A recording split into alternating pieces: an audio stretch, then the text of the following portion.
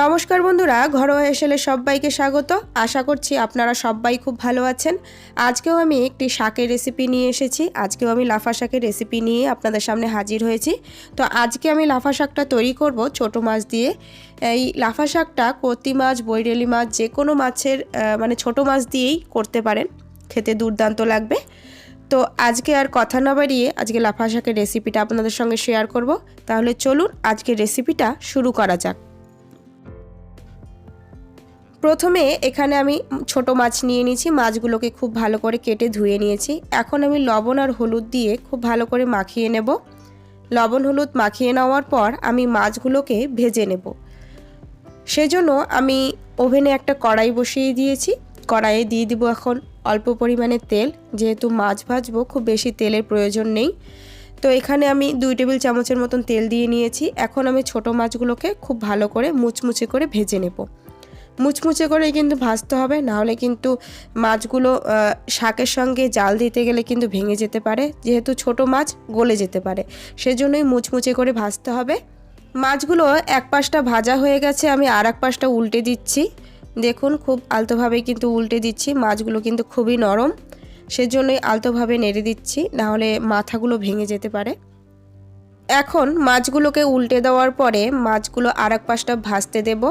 খুব ভালো করে ভাজা হয়ে যাবে, তারপরে আমি উল্টে পাল্টে মাছগুলো সব পাশেই ভেজে নেব একদম মুচমুচে করে।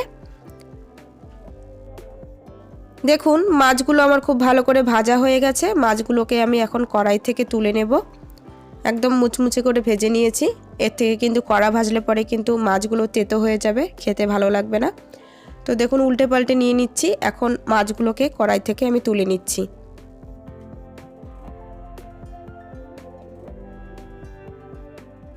সব মাছগুলো তুলে নেওয়া হয়ে গেছে। এখন আরেকটু পরিমাণে মাছ আছে, সেগুলোকেও আমি একইভাবে ভেজে নেব। আমি একবারে সব মাছ দিইনি, কারণ ভেঙে যেতে পারে, নষ্ট হয়ে যেতে পারে, তার জন্য অল্প অল্প করে ভেজে নিচ্ছি। এদিকে আমি আর একটা কড়াই বসিয়ে দিয়েছি। এখন কড়াইয়ের মধ্যে দিয়ে দিলাম পরিমাণ মতন তেল। এখানে 3 টেবিল চামচের মতন তেল নিয়েছি।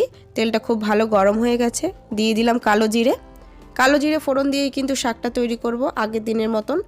তো এখন শাকগুলোকে দিয়ে দিলাম। সম্পূর্ণ শাক দেওয়ার পরে আমি খানিকক্ষণ একটু ঢেকে রাখছি, যাতে শাকগুলো মজে একটু কমে যায়, তাতে লবণের পরিমাণটা বোঝা যাবে। তো কিছুক্ষণ পরে আমি ঢাকনাটা তুলে নিচ্ছি। দেখুন, শাকটা অনেকটাই মজে গেছে। আর এখানে আমি ধনেপাতাও কিন্তু দিয়েছি, লাফা শাকের সঙ্গে ধনেপাতাও দিয়েছি আমি। ঢাকনাটা তুলে নেওয়ার পর আমি শাকগুলোকে খুব ভালো করে তেলের সাথে মিশিয়ে নিচ্ছি, কারণ আগে কিন্তু আমি মেশাইনি, শুধু শাকগুলো দেওয়ার পরে কিন্তু ঢেকে দিয়েছি সঙ্গে সঙ্গে। এখন আমি খুব ভালো করে মিশিয়ে নিলাম শাকগুলোকে খুব ভালো করে মিশিয়ে নেওয়ার পর এখানে দিয়ে দিলাম একটুখানি রসুন আর দিয়ে দিলাম কাঁচা লঙ্কা। রসুনটাকে আমি খুব ভালো করে থেতো করে নিয়েছি, নাহলে কিন্তু রসুনের যে স্মেলটা সেটা কিন্তু বেরিয়ে আসবে না। তো এখন আমি দিয়ে দেব স্বাদ অনুযায়ী লবণ। লবণটা দেওয়ার পরে কিন্তু অনেকটাই আরও জল ছেড়ে দিচ্ছে শাক থেকে। তো এখন আমি দিয়ে দিলাম 1 চামচের মতন হলুদ গুঁড়ো।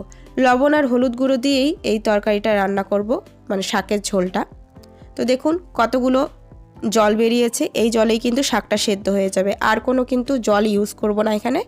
এই জলেই শাকটা সেদ্ধ হয়ে যাবে। তো শাকগুলোকে লবণ হলুদ খুব ভালো করে মিশিয়ে নেওয়ার পর আমি খানিকক্ষণ সেদ্ধ করার জন্য ঢেকে রাখবো। 5 মিনিটের জন্য ঢেকে রাখলেই কিন্তু হয়ে যাবে। এখন আমি ঢাকনাটা তুলে নিচ্ছি। দেখুন, অনেকটাই কিন্তু জল শুকিয়ে গেছে, আর একটু পরিমাণে জল আছে, এটাও কিন্তু শুকিয়ে যাবে। শাকটাকে অনবরত এইভাবে নাড়তে থাকবো। কিছুক্ষণ শাকগুলোকে নাড়াচাড়ার পর এখন আমি দিয়ে দেব চালের গুঁড়ো। চালের গুঁড়ো দেওয়ার মানে হচ্ছে একটু ঝোলটাকে গাঢ় করা। আর জলটাও দেখুন শুকিয়ে গেল। এই চালের গুঁড়ো কিন্তু জলটাকে পুরোপুরি টেনে নিয়েছে। কিছুক্ষণ কিন্তু আমি এভাবেই চালের গুঁড়োটাকে নেড়ে নেব, নাহলে চালের গুঁড়োর যে কাঁচা গন্ধ সেটা কিন্তু শাকের মধ্যে রয়েই যাবে। সেজন্যই কিছুক্ষণ একটু কষিয়ে নিতে হবে, একটু ভাজা ভাজা করে নিতে হবে। আর শাকটাও দেখুন পুরোপুরি কিন্তু সেদ্ধ হয়ে গেছে খুব ভালোভাবে। এখন আমি পরিমাণ মতন জল দিয়ে দিচ্ছি। অনেকটাই ঝোল করব, তার জন্য আমি অনেকটাই পরিমাণ জলটা দেব। আপনারা কতটা ঝোল করবেন তার উপর কিন্তু জলটা দেবেন আপনাদের মর্জি অনুযায়ী। তো আমি একটু ঝোল ঝোল করব, যার জন্যই আমি এখানটায় কিছু পরিমাণ বেশি জলটা দিচ্ছি। এই যে দেখুন, অনেকটাই জল দিয়ে নিলাম। এখন জাল ওঠা অবধি অপেক্ষা করছি। জালটা উঠুক, তারপরে আমি মাছগুলোকে দিয়ে দেবো। ঝোলের জাল কিন্তু পুরোপুরি উঠে গেছে আর ঝোলটাও অনেকটাই কমে গেছে। এখন আমি মাছগুলোকে দিয়ে দিচ্ছি। মাছগুলোকে দিয়ে দেওয়ার পর আমি কিছুক্ষণ জাল করে নেব, যাতে মাছের গন্ধটা শাকের মধ্যে চলে যায়। তো আমার এই রেসিপিটা একদম তৈরি হয়ে গেছে। আপনাদের যদি এই রেসিপিটা ভালো লেগে থাকে অবশ্যই like, share, comment and subscribe করবেন, আর পাশে থাকা বেল আইকনটিতে অবশ্যই ক্লিক করে দেবেন, যাতে নতুন নতুন যে রেসিপিগুলো আসছে সেগুলো নোটিফিকেশন খুব তাড়াতাড়ি পৌঁছে যায়। এই লাফা শাকের ঝোল কিন্তু গরম ভাতের সঙ্গে খেতে কিন্তু দুর্দান্ত লাগবে। আজকের জন্য এতটুকুই থাক, পরের দিন আরও একটি নতুন রেসিপি নিয়ে আপনাদের সামনে হাজির হয়ে যাব। সবাই ভালো থাকবেন, সুস্থ থাকবেন, ধন্যবাদ।